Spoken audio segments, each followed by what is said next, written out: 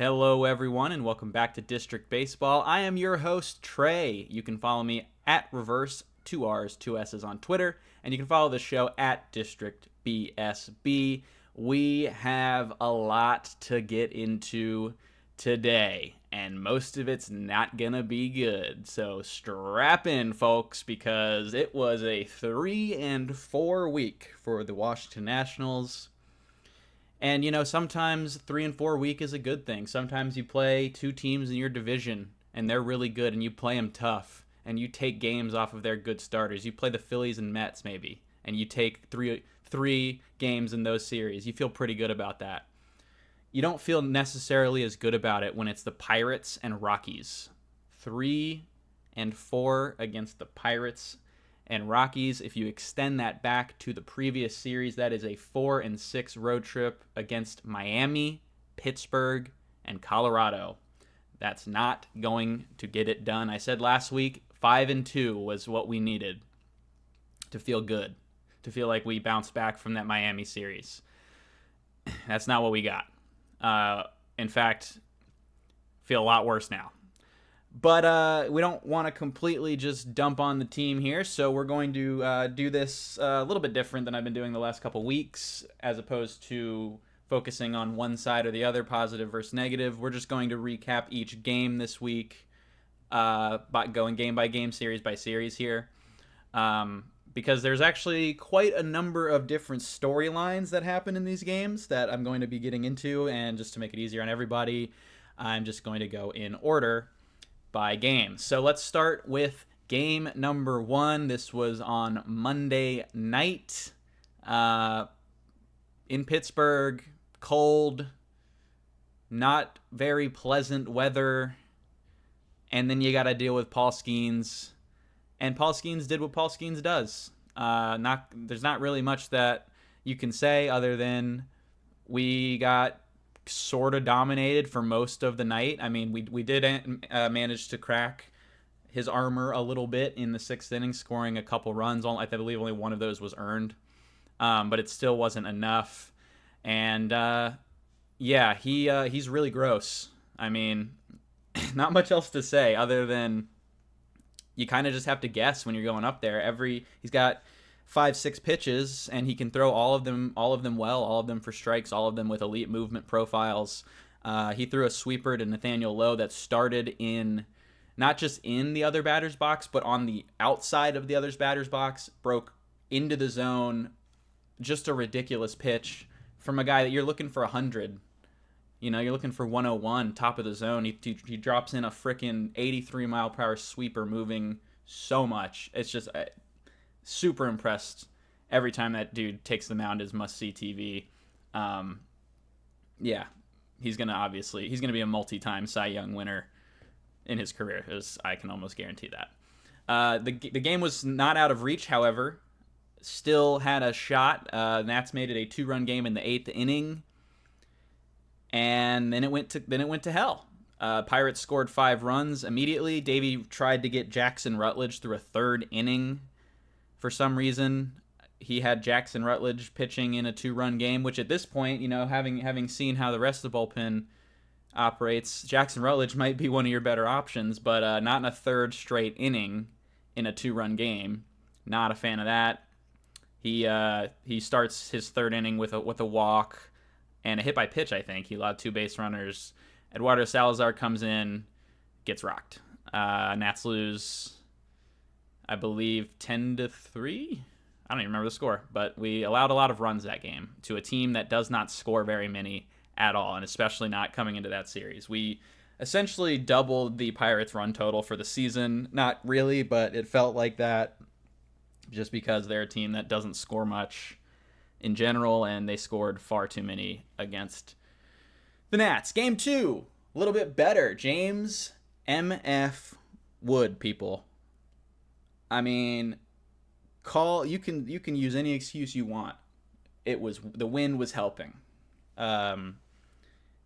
He was using a torpedo bat. The ball is carrying a lot because there's juiced ball. I don't care. 450 at PNC Park in April out of the stadium. Are you kidding me? This kid every week is hitting home runs that I have not seen before. I don't think I've ever seen a homer at PNC Park to dead center leave the stadium like that. I mean, I don't watch, I'm sure Pirates fans can find some that they can remember. Obviously, I don't watch them as much, but since I've been watching baseball, I can't think of one that a Nats player has hit that has looked like that. Just an insane homer. Honestly, was most of the offense for most of the game. Luckily, Jake Irvin was amazing and went 7 shutty, and it was sorely needed. He actually in his start against the Dodgers, if you recall, all 4 of the runs he allowed were within like the first 5 hitters, and then from then on he was excellent, and that really carried over to this week. He started twice this week. We'll get to his second start later, but first start of the week against the Pirates, 7 shutty and no runner advanced past first base. Didn't get to second base on Jake Irvin.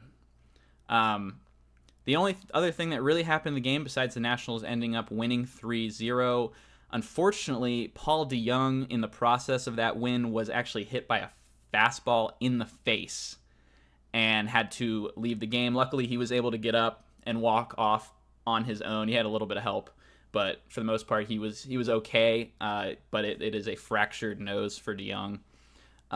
He will be out for a while. He's on the 10-day IL as of now. But yeah, he's okay. But yeah, that was definitely a scary situation. Obviously, anytime a ball goes up and in and hits a guy in the head or face area, it's scary because you can end a career could be ended just like that. And yeah, so pretty scary stuff. Luckily, he was okay, was able to get up after bleeding quite a bit, but all signs indicate he's okay, so that's good. Game 3 is where it all went to shit. Honestly, the whole week basically started unraveling during this game. I would say. Not really until the 7th inning though. Mitchell Parker was the pitcher. Once again, he threw a Mitchell Parker game, which is 6 innings, 1 run. That seems to be his MO at this point, which, I mean, I will take that every single day for the rest of my life. Thank you. So he was great. We couldn't score, so that didn't help. On Bailey Falter, of all pitchers, just completely shut us down. So it was 1-0 heading into the 7th. Jorge Lopez comes in, immediately allows 2 hits, and then he hit a batter, so the bases are now loaded. Andrew McCutchen comes up, who, if you aren't aware, absolutely destroys the Nats whenever we see him. Not so much this series, but in general throughout his career has been very, very good against the Nats. So not the guy you want to see with the bases loaded. Lopez loses one up and in, nearly hit him in the head, which was the second time in the series that Kutch had nearly been plunked in the head, which is, you're not gonna be loving that, even if you don't actually get hit. So he wasn't happy, obviously. Pirates dugout starts chirping. Jorge Lopez turns around. He starts chirping back. Bench is clear. 95% of the players don't care. Nothing really happens from that, except all of a sudden the umps come together and then they toss Jorge Lopez, which I don't know. Maybe they did have warnings. They said they had warnings already established in the game. It was never shown to us. It was never told to us. I would assume that the broadcast would have been made aware of something like that if that happened in pregame, which it could have, because there was a player hit in the face the night before, which is, maybe they came together before and said something. But I feel like if that was the case, that would have been reported, which it was not. And it wasn't even said till the game was almost over that there was apparently warnings issued. I didn't see any warnings issued. I didn't hear of anyone that saw any warnings issued. There was nothing on the broadcast about warnings being issued. So I don't know. Well, we'll just leave it there. We'll just leave it there. So yeah, ump tosses Lopez. He obviously gets rightfully pissed about being tossed. But then he comes back out of the tunnel afterwards to yell more, like after everything was already done, which is not a good look at all. possibly contributed to him getting suspended, although I think he would have been suspended either way because the league deemed it as an intentional trying to hit someone. Let's establish something right now. There was not a single batter in this series that was hit intentionally, despite the fact that there was a suspension for one. Nobody got hit intentionally. There's no way Mitch Keller was trying to hit Paul DeJong in that at bat. He was having a great outing, and that completely derailed his outing. Right after that, he had to come out of the game because he was shook from accidentally hitting a dude in the head.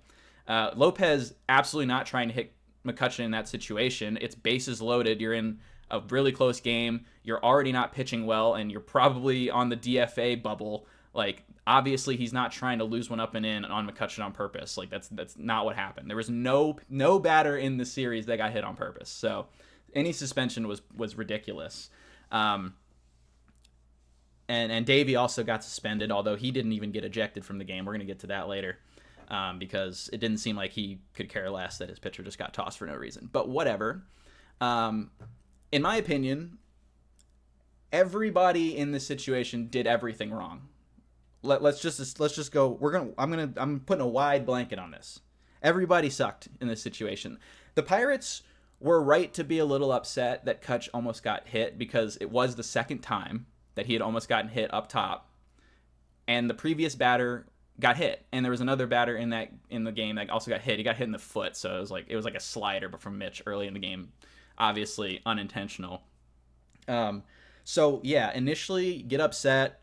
I get that, but you don't keep chirping our guy and trying to start shit like that when you just broke our dude's face the night before. Maybe that's the time to keep it to yourself. Just food for thought next time. You don't break a dude's face and then try to start crap the next night. You didn't even get hit. McCutchen did not even get hit, okay? It was high pitched, but he didn't actually get hit, which is another issue because the umpires, like I said, I don't think they gave any warning, honestly. In my opinion, they didn't give a warning, and they tried to save face later by saying they did, okay? You can't eject a guy for not hitting a batter when there's no warnings. You can't do it. And so they made a big mess up by doing that. They're going to say that they gave warnings, obviously, but it's just that doesn't happen with nobody knowing about it until like 2 innings later, ever. Like, if there's warnings, it's reported on. So I don't know. I don't think there was warnings. I think they made a big mess up there.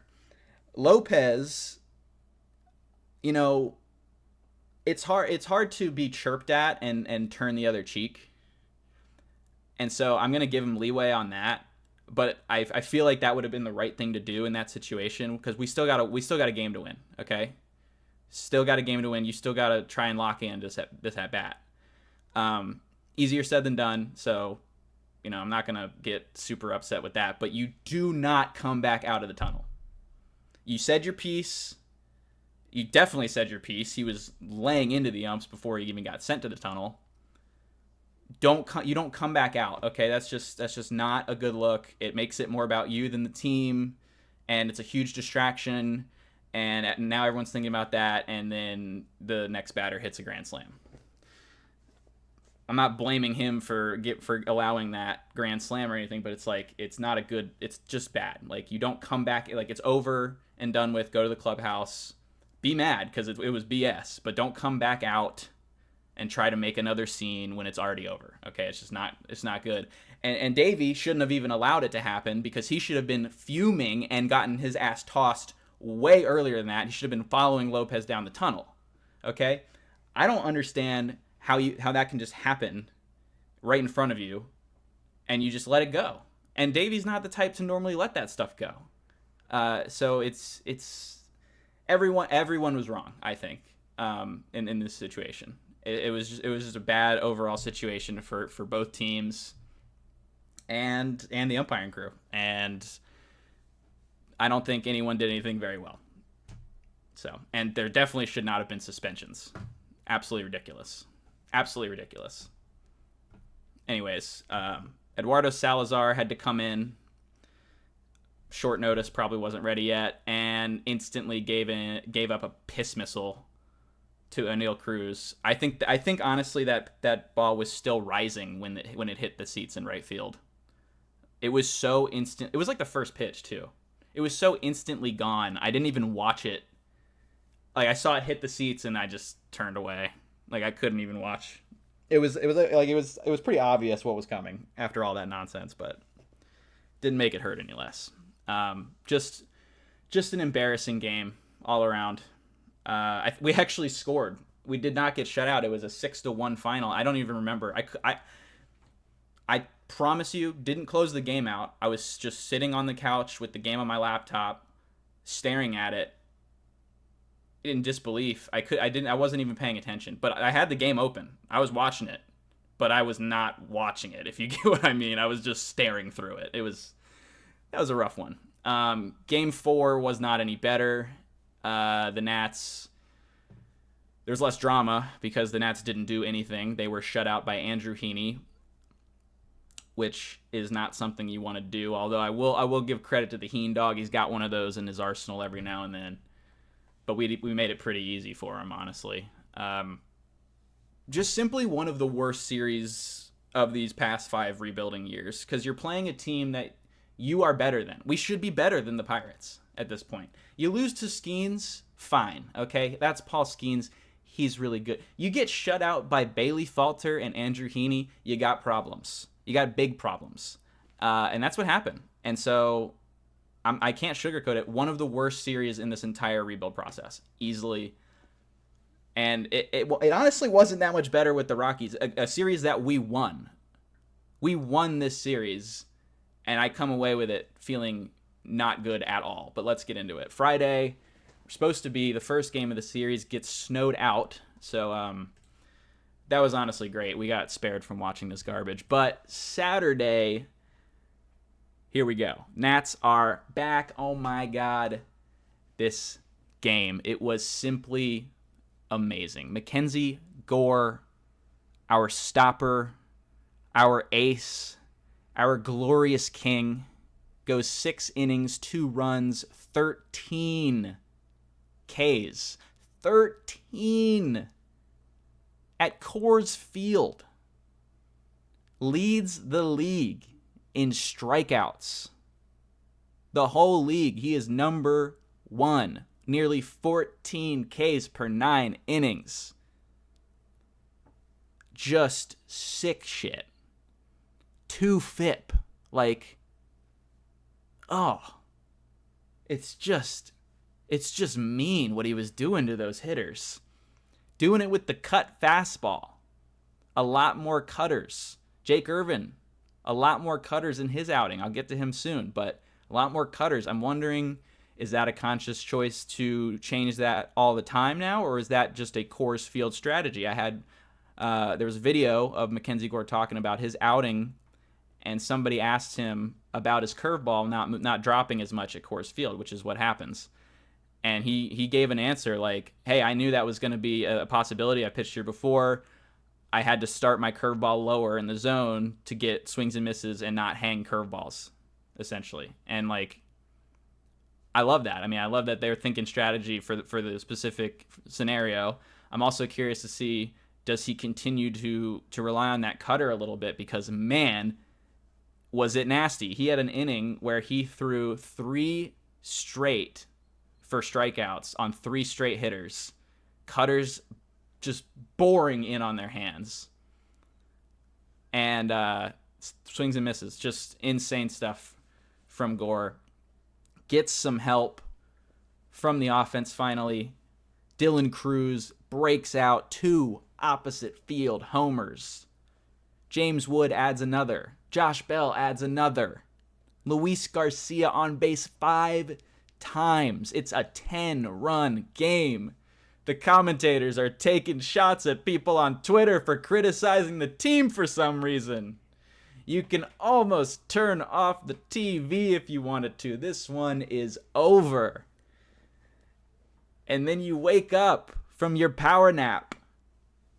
You look up at your screen.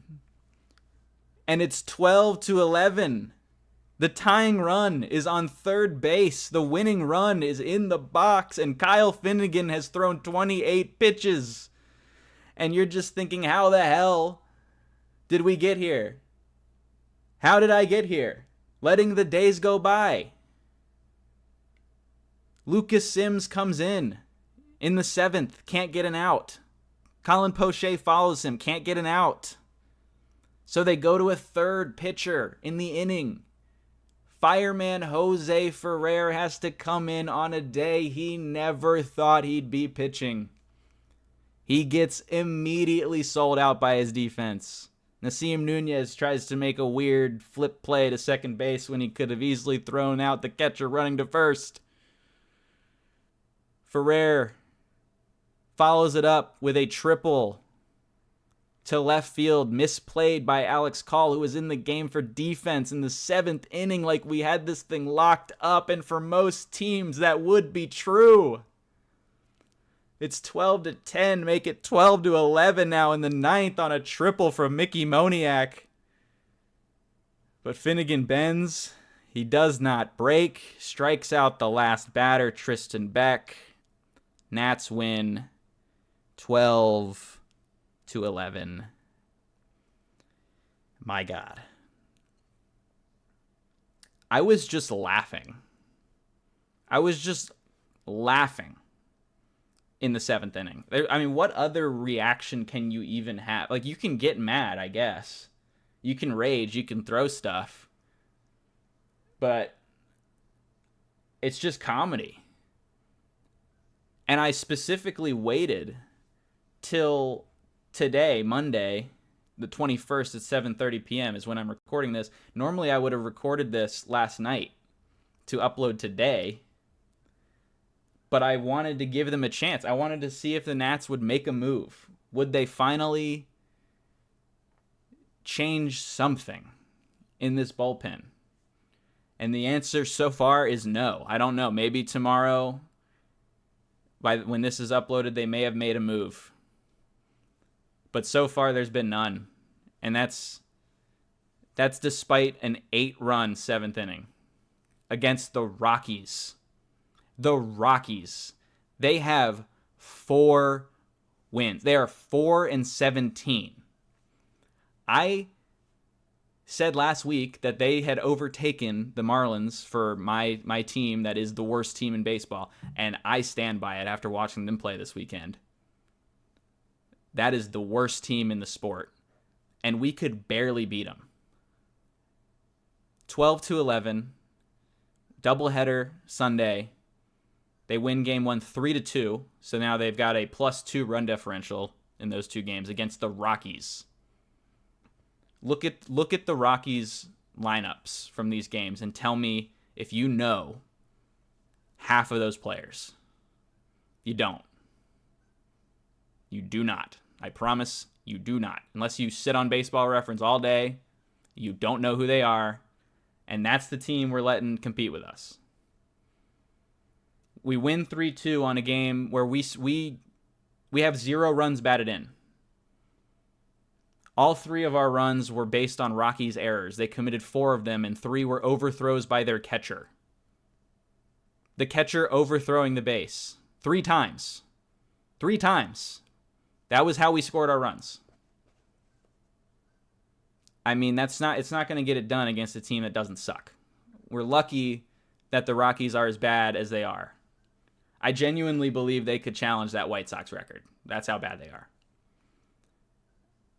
And that White Sox team beat us in a series last year, by the way, as well. So that's a fun thought.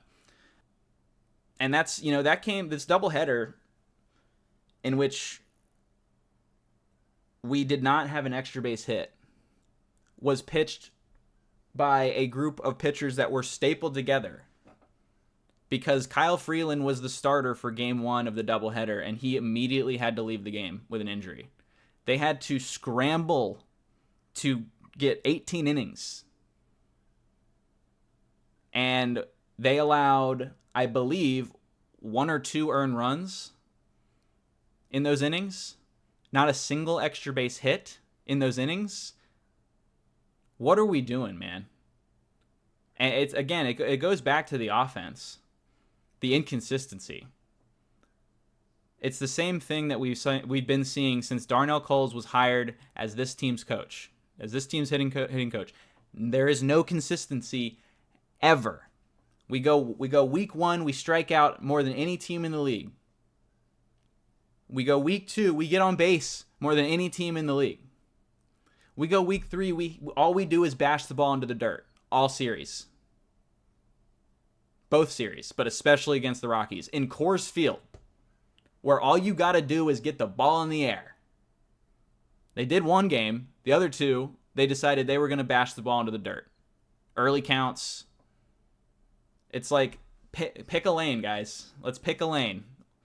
We have to find some kind of identity here as an offense, or we're never going to succeed as an offense, which has been the case for like the last 4 years. So, yeah, didn't score enough this week to win. Didn't hold enough teams late in games to win. Essentially got bailed out by a Jake Irvin masterclass in that game too. That's how close we were to losing this series. We were a blown save away and a Jake Irvin non-masterclass from losing a series to being swept actually by a 4-17 Rockies team. I don't think it's dooming to say that that's a problem. And it's also just the lack of energy. Especially after that game against the Pirates where Lopez was thrown out and Davey didn't really stand up for his guy. It seems like the vibes are bad right now. Off on the field and most certainly off the field. I mean, Nat's social media this week was a complete shitstorm. If you criticize the team legitimately or not, you're a doomer. And if you say something positive about the team, a doomer will be in your replies quote tweeting you. I tweeted against the Rockies in game 2. The Nats played really good defense. So I tweeted, there's been some spectacular defense in this game. And the first reply I got was somebody telling me how bad the offense was and that Darnell Cole sucks. And I'm just sitting there like, I mean, yeah, man, but that doesn't have anything to do with what I tweeted. And then if you criticize the team, someone's quote tweeting you saying, if you hate the team so much, why don't you stop watching? You don't have to watch. Nobody's forcing you. It's like, this is the team I've been invested in for my entire fucking life. Like, I'm sorry that I want them to be better. Like, the knee-jerk reactions to posts on Twitter specifically are just getting out of hand. Like, you can criticize the team legitimately. You can also praise the team legitimately. You don't have to be completely blind to reality in either direction. There's overlap, guys. There's nuance. It's not black and white. There's a gray area, okay? That's all I'm going to say about that. And the thing is, everyone's looking for blame. And I've seen everyone blamed. I've seen the players, I've seen the coaches, I've seen Rizzo, I've seen the owner. And realistically, it comes down to everybody. I don't think anybody isn't to blame in some way or another right now. And it starts with the top. It trickles down from the top, the Lerner family right now, Mark Lerner specifically. It starts with him. This team is 27th right now in active payroll. 27th in active payroll because they're paying deferred contracts because they made bad decisions earlier. But that's not our problem. 27th in active payroll for a team this team has been in a rebuild for a while. The guys are here. James Wood's here. Dylan Cruz is here. Mackenzie Gore's here. Okay? This would have been the time to bolster this roster via free agency. They didn't do it. Mark Lerner hasn't signed a deal longer than 2 years since Steven Strasburg. Or Will Harris, if you prefer, if you remember that. That's 2020. It's 2025 now. The 2-year deal was for Trevor Williams. So, that's basically nothing. I mean, it's past time to put some real money into this team. It is. They spent about $40 million in free agents this year, which is less than the Orioles, less than the Angels, Less than the Guardians, guys. We spent less money in free agency this year than the Guardians, who are notorious for penny pinching. And that's just on free agency this year. Money that's being paid to free agents this year. That doesn't take into account any extensions that might have already been on the books for those other teams, like a Mike Trout or a Jose Ramirez. The Nats have one extension right now. It's K-Bear Ruiz. It's a $50 million extension for 8 years. That's essentially nothing. That is pocket change to Mark Lerner. So it starts there. It starts with money not being available to spend. And then the money that is available to spend, Rizzo wastes. He wastes it, okay? $9 million for Soroka early in free agency. I almost guarantee you, just like last year with Nick Senzel, nobody would have paid him that much. He picked up Nick Senzel for $2 million last year. I almost guarantee you he would not have gotten a major league deal from anywhere else. And then this year, Soroka probably gets a major league deal. For $9 million, probably not. I mean, sometimes you have to overspend to get a guy to come to your team, especially if you're in a rebuild stage. But it's Mike Soroka. Then he goes $6 million for Josh Bell. I love Josh Bell. I love what he's done for this team in the past. He looks awful. Awful. Just horrible. Especially as a DH. Can't have it. He's got $8 million invested in the 3 bullpen stooges, which would be Lucas Sims, Jorge Lopez, and Colin Poche. And not a single player signed via free agency has contributed positively. I mean, your closest is probably Ahmed Rosario, but he's barely played. And then next would be maybe Paul DeJong because of his defense, but he can't hit. And then maybe after that, it's, Trevor Williams, he's got one good start out of 3, I believe, this year. Those are your best signings from the offseason. That's insane. The only thing Rizzo got right was the trade for Nathaniel Lowe, which has definitely been good. Nathaniel Lowe's been awesome, and I've loved having him, and he's been the most consistent player on the team. Him and James Wood, probably. But that costs a bullpen arm. Do not look up Robert Garcia's stats. For your own sake. Just do not do it. You're going to be upset. I mean, it was a win-win trade, seemingly, but that bullpen arm feels a lot more important right about now. I'll tell you what. He went quantity over quality in this case. He signed 3 guys with the money that he probably could have used on a guy like Kenley Jansen. And I use Kenley Jansen as an example here because he's not a big name free agent in this free agent cycle as a 37-year-old, despite being still pretty effective. He went to the Angels, a team that is not in any better position than we are right now. And he did it for probably the same. I think he's making $10 million, I believe, which is close to that $8 million for those 3 guys that we got, right? Kenley Jansen hasn't allowed a run this year. Not one. Not a single run. And you can't sit here and tell me we couldn't have gotten him. You can't. We could have absolutely signed Kenley Jansen. He had been passed on by all the contenders. He went to the Angels. I get the Angels are in LA, so that probably helped him. Maybe you have to pay a little bit more to get him. But you do it. You just do it, okay? Your bullpen shouldn't be the reason your team sucks every single year. I can't think of a single good bullpen that the Nationals have ever had since, post-trade deadline 2017 is probably the best bullpen I can think of recently. That's not even recent. So, yeah, Rizzo doesn't know how to build a bullpen. It's just a fact, okay? He's never done it well, and he continues to fail at it. It's just a fact, okay? He can't do it. Then you go down to Davey. Listen, Davey doesn't have as much to work with as you would want, obviously. I've been complaining about the lack of money and the lack of free agent signings. So when you don't get those free agent signings, you get worse players. And then Davey's kind of stuck with those worst players.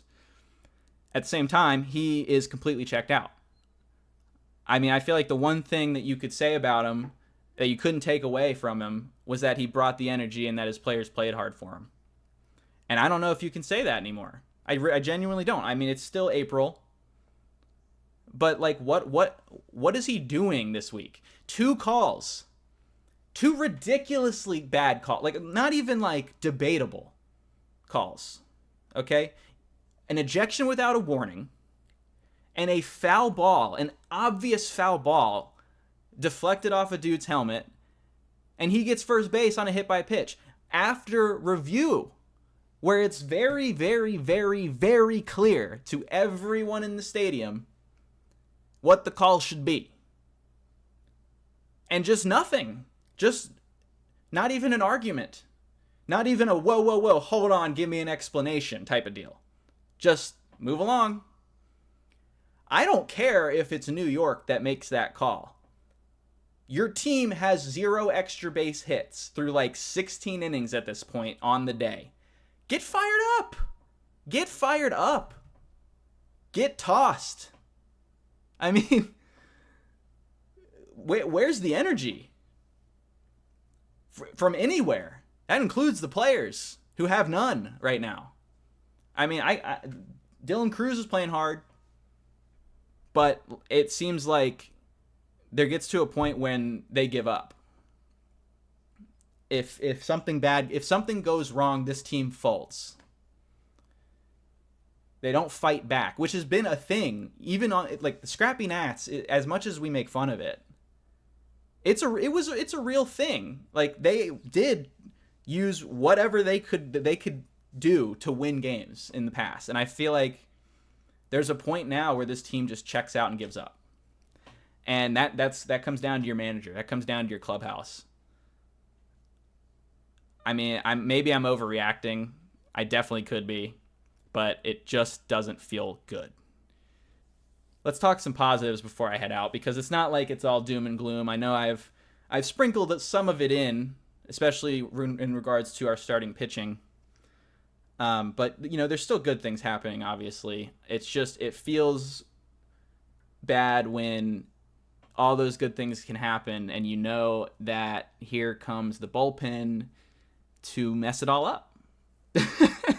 You know, it's like all that hard work. It's got to feel bad as a hitter too, and especially for our starting pitchers.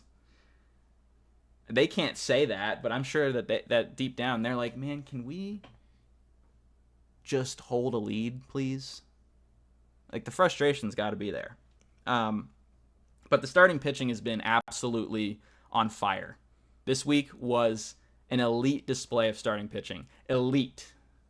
They were incredible. Incredible. I'm not even exaggerating when I say that. We went 3-4 this week with incredible starting pitching. Coors Field, guys. Our starting pitchers at Coors Field allowed 5 total runs in 3 games. That is ridiculous. And that's why I wish I could just focus on them, because they've been so good. Gore, incredible. Like I mentioned, Jake Irvin, 13 innings pitched, 2 earned runs, both solo homers in Coors. That's going to happen. I've absolutely loved how he was attacking this week. He understood the assignment. I have to throw innings. I have to, because I know our bullpen is struggling right now. And he did. And just incredible. He was amazing. And he was probably our best pitcher this week, but obviously that's with Gore's amazing performance. Gore only started 1 game this week, so I can't give it to him. I got to give it to Irvin with his 13 innings. Mitchell Parker did a Mitchell Parker thing.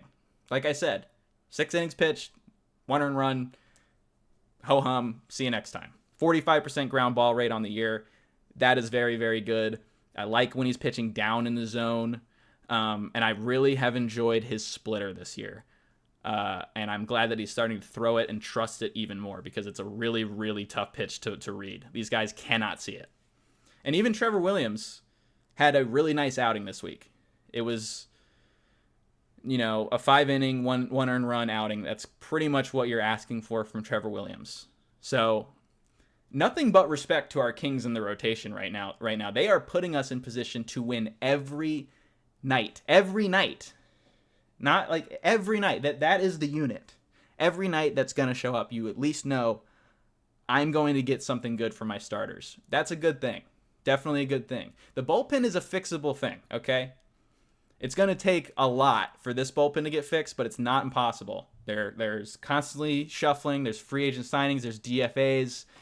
A guy like Hunter Harvey was a DFA. We picked him up. He became one of our best players. One of our best players was a DFA pickup. Robert Garcia was a DFA pickup. He was really good. We got Nathaniel Lowe from a DFA pickup. You see what I mean? There are options out there. It probably is going to take a little bit longer than April to get those DFA picks. You know, teams tend to give their guys April before they decide to go the DFA route. But there's players out there. Free agents, DFA candidates, waiver wire. Something's got to change. Go out there and get it. It's fixable, which is why I feel good that the rotation is pitching as well as they are. Because eventually, you're not going to have a bullpen ERA of 8 on the season. I hope. Because, I mean, we've been close. Famously, 2019, worst bullpen ERA to ever make the playoffs, let alone win the World Series. And there's a reason why we had starting pitching out of the bullpen that year. Because we've never had a good bullpen. Even in the year we won the World Series, we didn't have a good bullpen. So it's tough. But starting pitching, really loved how consistent they've been. James Wood continues to hit well. K rate is coming down. It's at 26%, which is still, you want it probably under 25% for a guy like him who sees a lot of pitches, who swings hard, hits for power. But, under 30% is acceptable for a guy like him. And that's where he was last year, was over 30%. Still needs to pull the inside pitch. It's not really hurting him too much, but, the league's going to adjust to him not being able to do that. And they're going to start throwing him a lot of pitches inside. And he'll make that adjustment because he's a great player and he's only 22 years old, which is insane to think about. So he's got plenty of time to make that adjustment, and I believe that he will. Dylan Cruz finally breaking out of his horrible slump. We knew this was coming. If you there was some concern about the swing and miss early on. But it was mostly like, all right, he just has to get into the rhythm. He's got to stop pressing, which is something that I mentioned. And he definitely looked a lot more freed up this week. Just getting some of those hits last week, I think, has finally been like, all right, I can get by this. I know I can compete here. And then he had a big game, obviously, on Saturday. 3 extra base hits. He's on a 6-game hitting streak right now. Defense is not an issue, and obviously whenever he's getting on base, he is able to put a lot of pressure on the pitcher, being a stolen base threat. He actually scored one of those runs on a stolen base to third in that game where we didn't have an RBI. He caused an overthrow because of his speed, so he scored on that. And getting him on base more is a priority, obviously, so we can see that speed. But this was a really encouraging week for him. Batted ball data still looks really good. Again, another guy, he's got to pull the ball a little bit. Hasn't pulled, I don't know if he's pulled many base hits this year at all. But he's got power to the opposite field, obviously, but it's just easier to homer if you can pull it down the line. So, definitely something I want to see, but definitely encouraging week for him. I mentioned Nathaniel Lowe earlier. He has an OPS in the 850s, nearly a 3.45 slash line. Just the epitome of consistency in the middle of that order. Would be a perfect 5-6 hole hitter on a good team, but for now he is basically our only option at cleanup. And I don't hate that. He's not going to give you the most homers from that position, but he is getting doubles, getting hits, getting on base with the walk, doing everything you traded for him for. This is exactly the kind of player you wanted to see when you made that trade, and so that's been big for sure. Then you got Kyle Finnegan and Jose Ferrer. I got to give them credit, especially Finnegan. He keeps getting put in awful situations and just keeps grinding it out, getting it done. It's not always pretty, but it's effective. 8 out of 8 in save opportunities this year. even on, back-to-backs, even on back-to-back-to-backs, he was able to do that. So obviously I don't want him in those situations as much because we know what happens. He eventually gets tired, and by August he's less effective because he's been pitching in such high stress all the time. But for now, really loving what I see from him. Ferrer, another guy who's been put in just awful positions because of the rest of the pen. He has constantly had to go multiple innings. He's pitched around a lot of errors. He's coming into dirty innings, and he's taken it in stride. I mean, I don't think the base numbers love him, but I've liked the way he's pitched this year. With all the noise going on around him, especially this past week, I feel like he had a very, very strong week, and we needed it big time in some of those games. He had 2 multi-inning outings in that Rockies series in both the wins, so that was big. So I'm encouraged by him. I think he'll be fine. We just got to get it to where he can come in clean, similar to what we were said about Derek Law last year, who hopefully will get back from the IL soon. We really need him back too. But yeah, want to get these guys in the right position to succeed better. They've done pretty well considering the awful situations they've been put in, but we need to start putting them in better positions so that doesn't have to happen. Easier said than done, but I'd really like for that to be the case so we can really see the potential of Jose Ferrer, because he is disgusting. 99-mile-per-hour bowling ball sinkers do not grow on trees. But yeah, that's kind of the recap from this week, and I don't want to be this negative all the time, but that was a bad week. There's just no getting around it. It's a bad week of baseball, and a bounce back is quickly needed, because you got a chance here to turn it around very fast against the Orioles, who are coming to town first this week. We've got 2 series as per usual, with a weird wraparound 4-game series with the Mets. Starts Friday, ends Monday, which is weird. But back to that O's series. The Orioles have the worst ERA plus in baseball, worst pitching staff in the sport. And it comes down to their starting pitching, which has been horrible. Just terrible. Got to take advantage of that. Really do. Offensively, they haven't gotten it going yet. So this is the time to take advantage of the Orioles when they're down. We're not up either, but we got to do something here. We need to win that series. And then you got 4 games against the Mets. They've been tough this year. They've been real tough. They're playing very well. They are pitching the best in baseball by far, especially starting pitching, which has been elite despite their injuries. It's been very tough to score on them. Their offense hasn't really clicked completely yet. Pete Alonso is going off, which is very scary because Pete Alonso absolutely destroys the Nationals generally. And we're going to have to deal with Juan Soto as a Met, which is going to be emotionally draining, to say the least, especially when he hits an absolute bomb in the series, which will happen.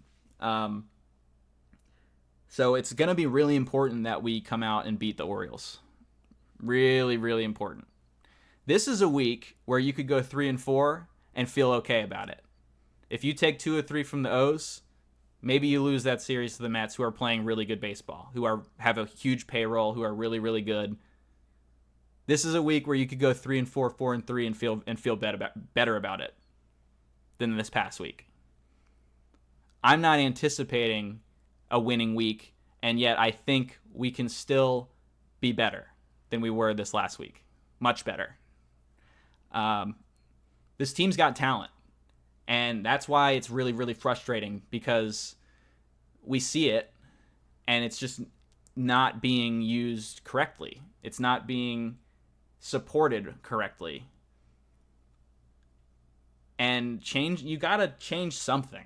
I mean, I don't know what it is. The first thing you do, obviously, is you change the bullpen, which is what I've been saying. They can do it. There are options.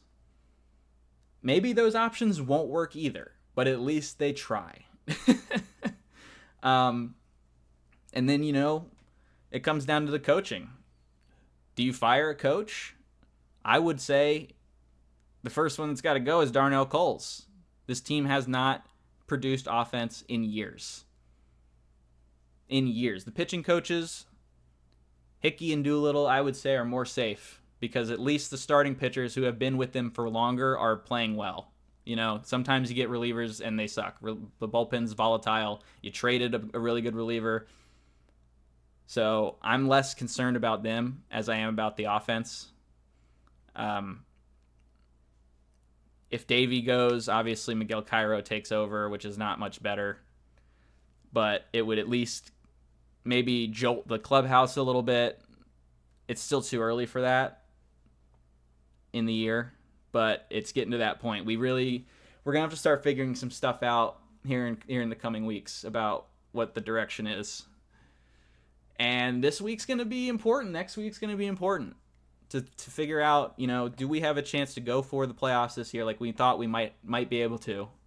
Or is it another full rebuild year? Trade everybody at the deadline that you can, which is probably not going to be anything because all of our free agent signings have been bad. And go from there. It's tough. But hopefully next week I'll have some better news to share with you. It can't really get much worse than this past week in terms of the opponents and the record. So I think I'll be able to give a more positive approach. Probably, hopefully, please. I can't do this anymore. I'm going to crash out. But yeah, I know. Just trying to keep my head level during this process as long as I can. And you should too. But eventually a full crash out may be in the works. Anyways, that is going to end the episode. A little bit longer of an episode this time around. There was a lot to get to, obviously, with all the storylines.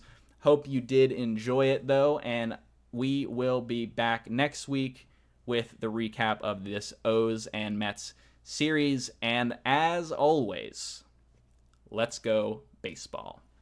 Peace.